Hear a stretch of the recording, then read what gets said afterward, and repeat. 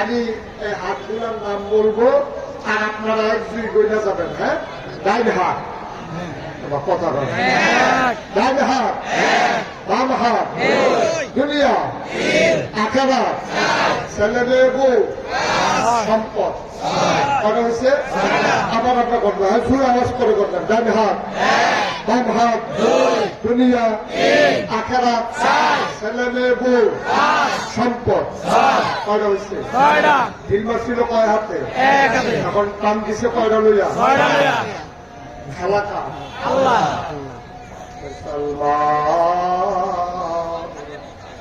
আবার যখন 6 হাতের কথা বলছে, মক্কার মানুষগুলা খুব দ্রুত বুঝে ফেলছে ওরা আরবি জানত। আবু লাহাবের সঙ্গী সাথী নিয়া চায়ের স্টলের ভিতরে আড্ডা মারতেছে। কি রে মোহাম্মদ রে যে ঢিল মারছিলাম কেমন হয়েছে? কথা সব গেছিল শুনে দূর কম তাদের কইয়ের দুধ মুখ খাওয়াইতো। আপনার শরীর দূর করে গেছে, ঢিল দই পর্যন্ত যায় নাই। আবু লাহাব কই দিছিলাম তো দূরেই গেল না কেন বুঝলাম না। নবীর সাহাবাদের সামনে যখন আয়াত নাযিল হলো, সাহাবারা কই ইয়া রাসূলুল্লাহ এটা কি সবাইকে বলে দেব? কয় সবাইকে জানিয়ে দাও। এবার সাহাবারা দৌড়ায়, যারা পায় তারই কয়। আবু লাহাব যে গালি দিছিল জবাব আসছে। গিয়া দেখে আবু লাহাব আড্ডা মারতে আছে। সাহাবা গিয়া পায় লাহাব পাইসাব, জবাব তো চলে আসছে।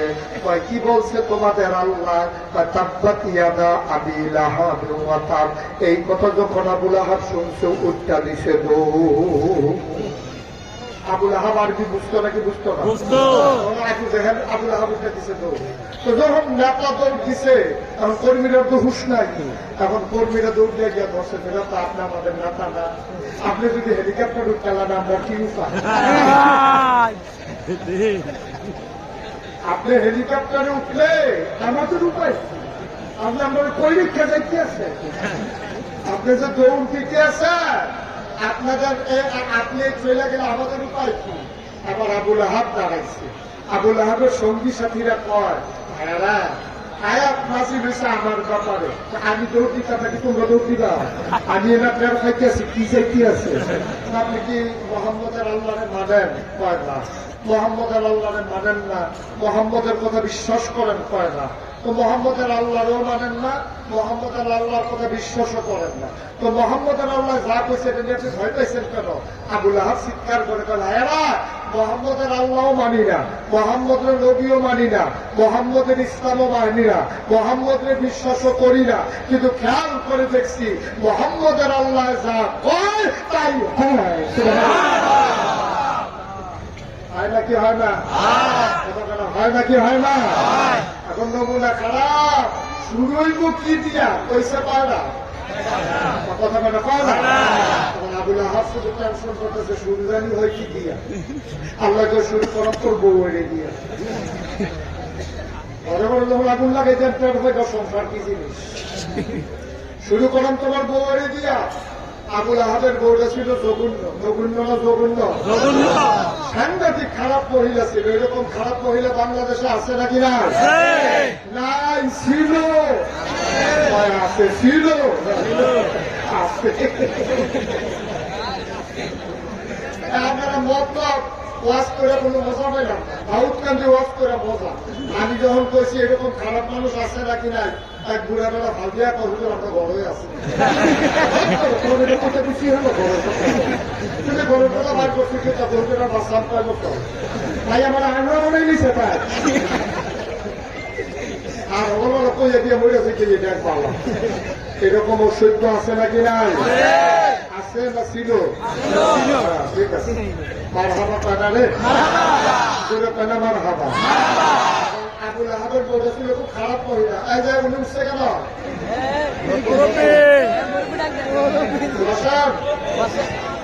উঠেন না, একটু সামান্য সময় তো শেষ, আর সামান্য একটু বসে শেষ করে দিচ্ছি ইনশাআল্লাহ। মাহফিলে ওঠার দুইটা সিস্টেম আছে। আপনি যদি মাসির থেকে উঠতেছেন, ছুটে একটা বাচ্চা লই যাইবেন, এই তারে দেখে উঠতে লাগবে।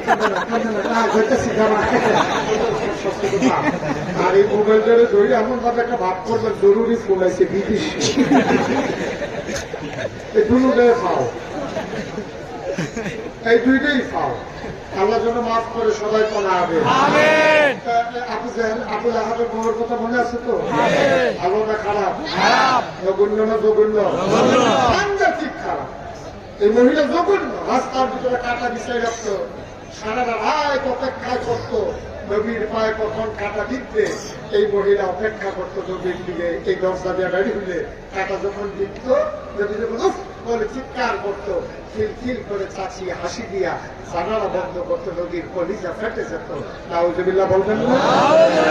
আল্লাহকে শুরু করে দিয়া এখন আয়াত যখন নাজিল হয়েছে তাব্বাত আবি লাহাবেও লাহাব, এই আয়াত আবুল আহাবের বউ শুনছে। রাগ কি কমছে না বাড়ছে? আল্লাহর ঘর বুঝতে পারে মোহাম্মদ নবীজির তো পাওয়া যায়। এই লোক এই মহিলা করছে কি এক দাও লইয়া রাস্তা দিয়ে ঘুরতে আসে আর সাড়ে পায় তার এই জায়গায় মোহাম্মদকে দেখছো তো দেখছি এই রাস্তা, এই রাস্তা দিয়ে যে মোহাম্মদকে দেখছো তো দেখছি এই রাস্তা। কারণ এই মহিলা ঘুরতে ঘুরতে খুব টায়ার্ড হয়ে গেছে। এর ভিতরে হঠাৎ করে দেখে যে এই আবু বকর আর নবীজি রাস্তা দিয়ে হাঁটতেছে। এমন সময় আবু বকর দেখছে যে আবুল আহাবের স্ত্রী দাও নিয়ে আসতেছে। আবু বকর চিৎকার করে ইয়া রাসূলুল্লাহ সর্বনাশ, আবুল আহাবের বউদা আসতেছে দাও নিয়া, আপনারে পাইলে তো দুই টুকরা করে ফেলবে। নবীজি মুসকে হাসি দিয়া কয় আবু বকর তোমারে দেখবে, আবুল আহাবের স্ত্রী আমারে দেখবে না। সুবহানাল্লাহ। খালাকা ঠিক ঠিক আয়েশা নবীজি আর আবু বকরের সামনে দাঁড়াইয়া আবুল আহাবের স্ত্রী আবু বকরকে জিজ্ঞেস করে তোমার লগের টাকো নবীজি মুসকি মুসকি হাসে, পাশে দাঁড়ানো আইয়া জিজ্ঞা তোমার লগের টাকো। আবু বকর মনে মনে তো দেখে না লগে দিয়ে তো দাবি দিচ্ছে। সুবহানাল্লাহ বলবেন না? চলে গেছে। বলে এবার এই মহিলার সারাটা দিন মোহাম্মদরে খুঁজছে, নবীজিরে তালাশ করছে, পায় নাই। মহিলা সাংঘাতিক রাত হইয়া সন্ধ্যার সময় জঙ্গলে চলে গেছে লম্বা এক রশি নিয়া গাছের কাটা কাটার জন্য, যে নদীর রাস্তা আবার বেসাবে। আজকে চলে গেছে একবারে গভীর জঙ্গলে, বড় বড় লম্বা লম্বা সোজা সোজা কাটা কাইটা সবগুলোর একটা বস্তা বাঁধছে, রশি দিয়ে বান দিছে। আমাদের দেশে রশির একটা বান আছে, এটার উপর হরখা গিট্টু। আপনি যদি কি তো আমি একটু চিন্তা করে কথা বুঝি তোমার মধ্যে চিন্তা করতে আছি বুঝলাম না বুঝছি কি গিট্টু হরকা গিট্টু। আবু একটু ঠিক আছে গিট্টু গিট্টা মনে পড়ে দিছে গিটটা টু একটা কাছাকাছি। তো হরকা গিট্টু দিয়া এখন কাটা গুলারে যখন মাথায় উঠাবে, জঙ্গলের ভিতরে তো কোনো মানুষ নাই, আর মহিলা যখন বোঝা উঠাইতে গেছে, খুব খেয়াল করে জীবন কোথায় এসে পড়ছি আমরা মাহফিলের শেষের দিকে এসে পড়ছি। এখন যখন বোঝা উঠাইতে গেছে উল্টন বেশি হয়ে গেছে, উঠাইতে পারে না।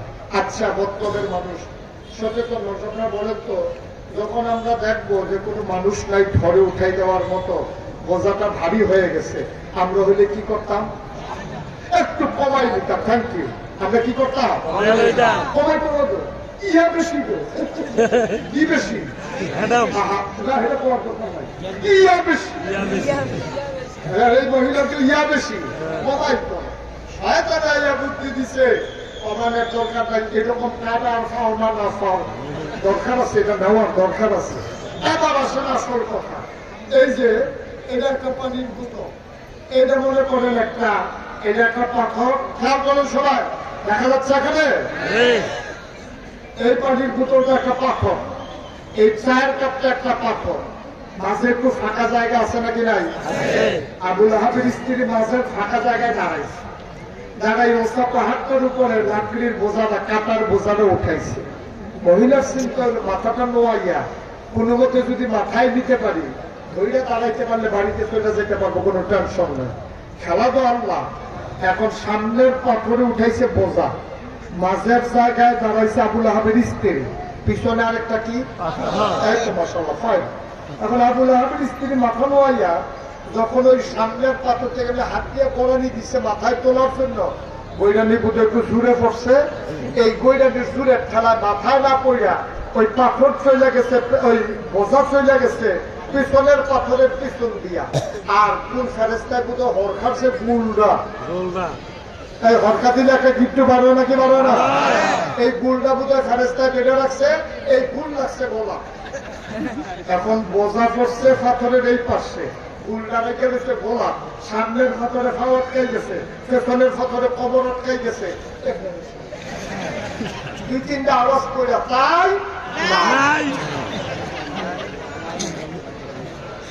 দুই তিনটা আওয়াজ করছে, যখন বোঝাটা গলার ভিতরে রশিটা আটকেছে, ফাঁসি হয়ে গেছে না, তখন উল্টায় না তো সামনের পাথরের জন্য, শুয়ে যায় না পেছনের পাথরের জন্য। দুই তিনটা আওয়াজ করে তাই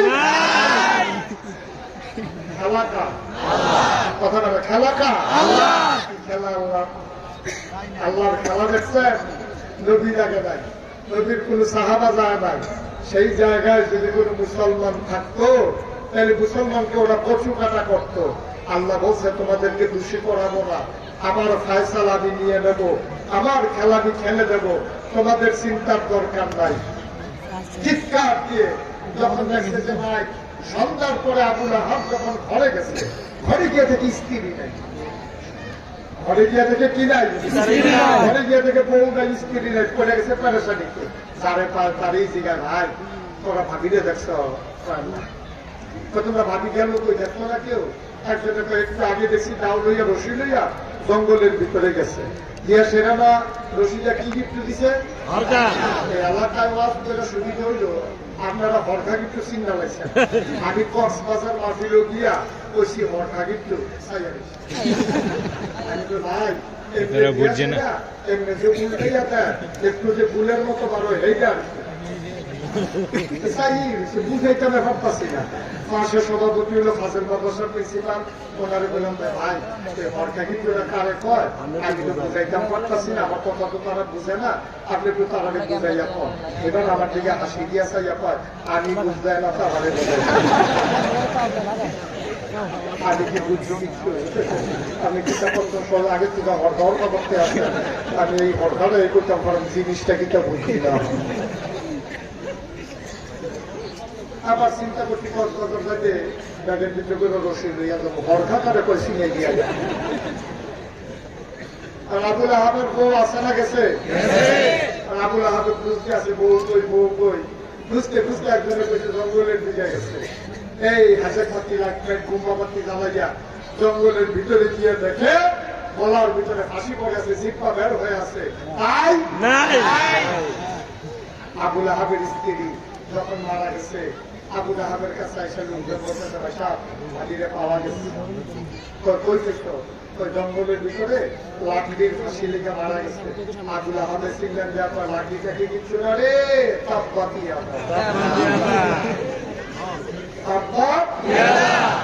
খেলা হইল আল্লাহ। এই লাঠিটাকে কি খাও, এটি কিচ্ছু না, এটা কোনো বিষয় না, বিষয় হলো খেলাটা আল্লাহ। আল্লাহ একটা না একটা উপলক্ষ লইয়া পড়া লাগবে তো, আল্লাহ একটা না একটা উপলক্ষ লইয়াই কারবার ঘটা। মতলবের মুসলমান মনে লক্ষ্য, সব জিনিস নিয়ে তামাশা চলে না। ওলামায়ে কেরাম হলো নবীর ওয়ারিস, ওলামায়ের সাথে চোখ উল্টাবা তো তোমার দুনিয়া উল্টে যাবে, ঠিক কি?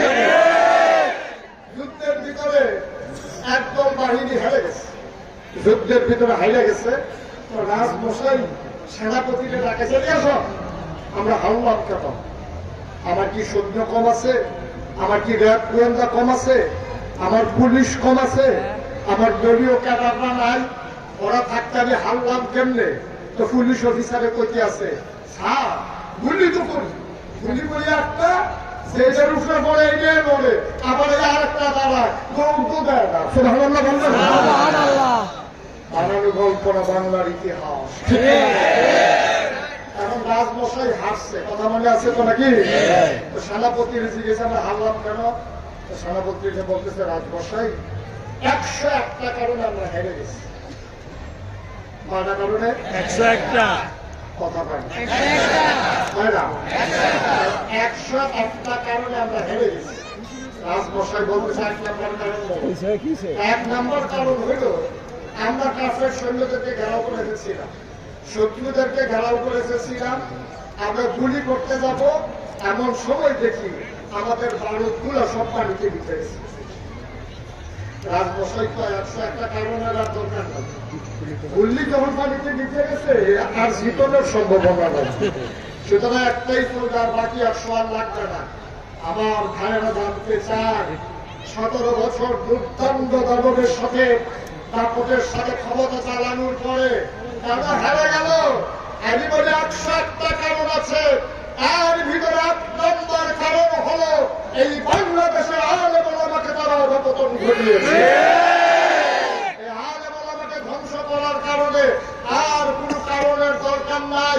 আল্লাহ নবী বলেছেন লা হাসাবা বাইনাহু ওয়া বাইনাল্লাহ, তার মধ্যে আল্লাহর মধ্যে পড়তে নাই। ওই তাহাজ্জুদের নামাজ পড়ে আলেম যখন চোখের পানি ছেড়ে দেয়, এই চোখের পানির ওজন সহ্য করার ক্ষমতা কারো না। আমরা আরো আরো আরো অসংখ্য কারণের পরেও এই একটাই কারণ, 1 নম্বর কারণ ওলামায়ে কেরামের সাথে এই বেয়াদবি, ওলামায়ে কেরামকে লাঞ্ছিত করা, অপমানিত করা। আর এই কারণে আল্লাহ তাআলার বরদাশত করেন নাই। কারণ নবী বলেছেন আর ওলামা ওয়ারাসাতুল আমবিয়া, ওলামায়ে কেরাম নবীর ওয়ারিস, সুতরাং ওয়ারিসের সাথে বেয়াদবি করলে ওই মালিক যেমন বেজার হয়ে যায়, আলেমের সাথে বেয়াদবির কারণে আমার আল্লাহ এবং তার রাসূল বেজার হয়ে গেছে। ঠিক কিনা বলেন? আমাদের কথা বুঝিয়ে এনেছি। আমি কর্তৃপক্ষকে বলেছিলাম যে মনে যদি নামাজটাকে 15 মিনিট অথবা আধা ঘন্টা পেছনে নেওয়া যেত তাহলে আমাদের জন্য সুবিধা ছিল। যেহেতু আজান পড়ে গেছে, এখন এটা সমাজে বিভ্রান্তি ছড়াবে। আমরা কত তো গুছিয়ে এনেছি, তবে আমি আপনাদের সাথে ওয়াদাবদ্ধ, হয়তো দূরে, যদিও মতলব চাঁদপুর কাছাকাছি, আমার জন্য একটু দূরে হয়ে যায়, আমার জায়গাটা ব্যাপক। আমি সেই 1:15টার দিকে রওনা করেছি। আমার আস্তে আস্তে ছেলে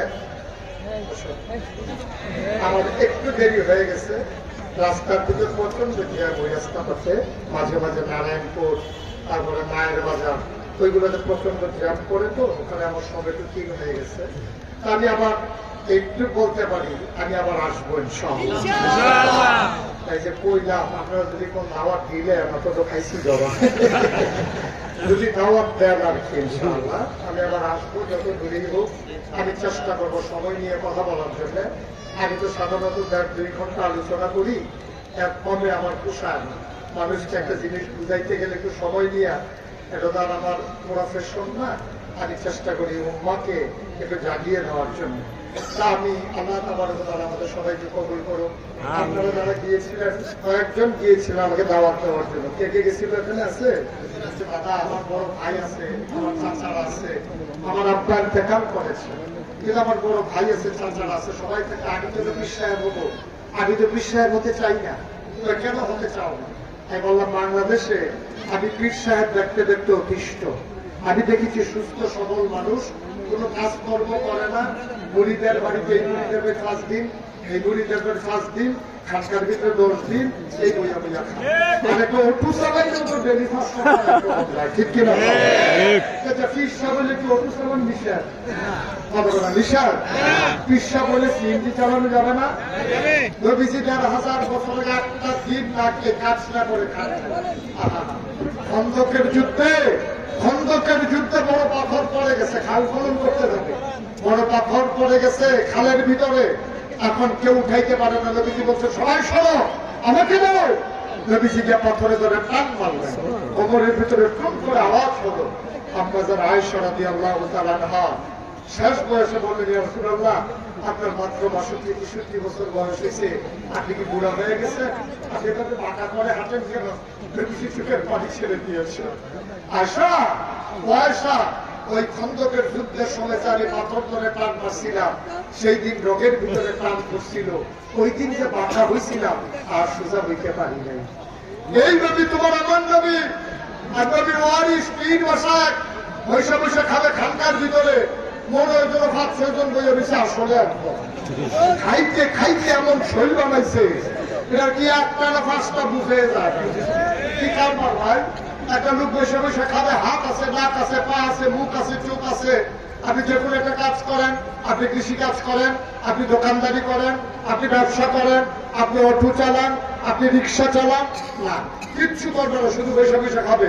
গোবিন্দি বেদি টেহা দেয়, হেই টেহা বইয়া বইয়া খায়। রিক্সাওয়ালা টেহা দেয়, হেই টেহা খায়। তাহলে রিক্সাওয়ালার জন্য কিছু করেন, ওই ভিক্ষা করা মহিলার জন্য কিছু করেন। লজ্জা থাকা দরকার, শরম থাকা দরকার।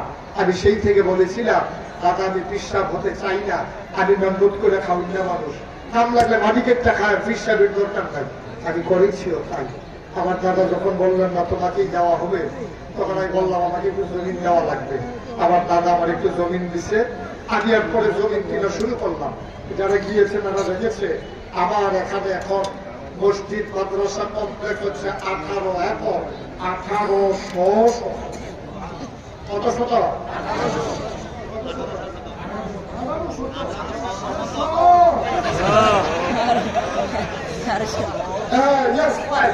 ওনার ব্যাখ্যা সুন্দর হয়েছে। আপনার উনি যে মাইক করছেন এটা বোঝা গেছে, উনি যেহেতু 1800 আলগা করে তুলছে, সুতরাং বোঝা গেল আপনার দিয়া এলাকারে সাইজ করে দিলাম, যেন কোনোদিন মঞ্চে যেন কেউ সাহস না। ঠিক আছে না কথা? Excuse me, extremely sorry. ঠিক আছে, ওকে ফাইন। আলহামদুলিল্লাহ বলেন, জোরে বলেন আলহামদুলিল্লাহ। 1800 একর আর 1800 শতক। আমার 10টা প্রতিষ্ঠান, খানকা, ফাকির মাদ্রাসা, নুরানি মাদ্রাসা, হাফিজিয়া মাদ্রাসা, আতব্য চিকিৎসালয়, গণপাঠাগার, গবেষণাগার, ছাত্রাবাস, ইয়াতিমখানা, মসজিদ। আপনারা সবাই সোশ্যাল মিডিয়ার সময় আমার মসজিদের কথা শুনে ফেলেছেন না? এই মসজিদগুলো বিশ্বময় আলোচিত হয়ে গেছে। কারণ আমি শুধু মসজিদের ভিতরে সীমাবদ্ধ রাখি না। আমার নিচতলায় হাসপাতাল, দোতলায় তিনতলায় মসজিদ। আমার পরিকল্পনা হলো এই মসজিদে মানুষের শরীরের চিকিৎসাও হবে, মনের চিকিৎসাও হবে। ঠিক কিনা? নিচতলায় শরীরের চিকিৎসা, শরীরটা ভালো হয়ে উঠলে দোতলাকে বিরাকে তামস করে মনটার চিকিৎসা করে রাখতে দেবো। এই বুদ্ধি ঠিক ওইভাবে ঠিক করছে। ফ্রি চিকিৎসা। আমার মসজিদের বাজেট করা হয়েছে প্রথমে 15, পরে ধরা হয়েছে 30 কোটি টাকা প্রাক্কলিত ব্যয় ধরা হয়েছে। আমি মুশতাক ফয়েজি, আমি গরিব মানুষ, আমি ধনী মানুষ না। আমি নিয়োগ করেছি 1 বছর মাসিক করে যত টাকা পাই পুরো 1 বছরের হাদিয়া আমার মসজিদে দান করে দেবো ইনশাআল্লাহ। আমি 1 বছরে 25 লক্ষ টাকা মসজিদে দিয়া তারপরে কাজ শুরু করছি। মারহাবা বলবেন না? আজকে আপনাদের এখানে আসার আগে আমি মসজিদের হিসাব মিলাচ্ছিলাম। আমি দেখলাম 4 কোটি 23 লক্ষ টাকা আজকে পর্যন্ত খরচ হয়ে গেছে। দোতলার কাজ চলতেছে, কলামগুলো উঠতেছে। এই রমজানের আগে দোতলার ছাদ হবে। 1500 বস্তার উপরে শুধু সিমেন্ট লাগে একতলার ছাদে। এর আগে ছাদে লেগেছে 1900 বস্তা। একটু ছোট হয়ে আসছে দোতলার ছাদ। এই মাদ্রাসা, এই মসজিদ আমার স্বপ্ন। আমি মাঝে মাঝে মসজিদের ছাদে উঠে গিয়ে কান্দি, আল্লাহর সাথে কথা বলি, আল্লাহ এত বড় মসজিদ শুরু করলাম, আমি যদি মরে যাই তাহলে মসজিদ কে করবে? আমার যত মানুষ চিনে, আমার ছেলেদেরকে যত মানুষ চিনে না, আল্লাহ তুমি দয়া করো আমার উপরে। আমি দেশে বিদেশে ভিক্ষা করা মহিলা, রিক্সাওয়ালা মানুষ, কত মানুষ এখানে টাকা দিয়েছে। আল্লাহ নবী বলেছেন, মান বানা লিল্লাহি মাসজিদান বানাল্লাহু লাহু বাইতান ফিল জান্নাহ, যে দুনিয়ায় মসজিদ বানাবে আল্লাহ জান্নাতে তার জন্য ঘর বানাবে। সুবহানাল্লাহ। আমি কোনোদিন এই বাংলাদেশে মুশতাক ফয়েজি কারোর কাছে হাত পাতে নাই, কিন্তু আমার মসজিদকে আমার কোনো লজ্জা নাই, এটা আমার স্বপ্ন। আমরা চাই এই মসজিদ বিনির্মাণে সবাই মিলে গর্বিত সদস্য হই, সবাই মিলে যেন এক জান্নাতে থাকতে পারি। আল্লাহ যেন কবুল করে সবাই বলে আমার এই মসজিদে, আমি গরিব মানুষ, আমি 1 বছরের 25 লক্ষ টাকা আমি দান করে দিয়েছি। এখানে অনেক মানুষ আছেন। আমি চাই আমার এই মসজিদে সবাই মিলে আমরা এই একটু একটু করে যদি শরীক হই, আমার জন্য মসজিদের কাজটা সহজ হয়ে যাবে। আপনারা যদি পারেন, দয়া করে অনুগ্রহপূর্বক আপনি ওই আল্লাহর নবীর কথা অনুযায়ী মসজিদ বানালে জান্নাতে ঘর হবে, এই আশায় আমি বসার পর করি। আমার এক ভাই না আমার হাতে টাকা দিচ্ছিল, আপনি না, যে আমার এই ভাই বলতেছে, হুজুর আমার একটা ওয়াদা ছিল আপনার মসজিদের জন্য টাকাটা নেবেন। আমি বললাম যখন চাই তখন দিয়ে দেন, তখন তো চাইতে আসি লইয়া বইয়া কিছু কারবার দেখতো আরো ফকেরের ভিতরে লইয়া বুঝে গেছে। আর তো এখানে কত 5,000 উনি ওয়াদা করেছিলেন আমার মসজিদে 5,000 টাকা দেন।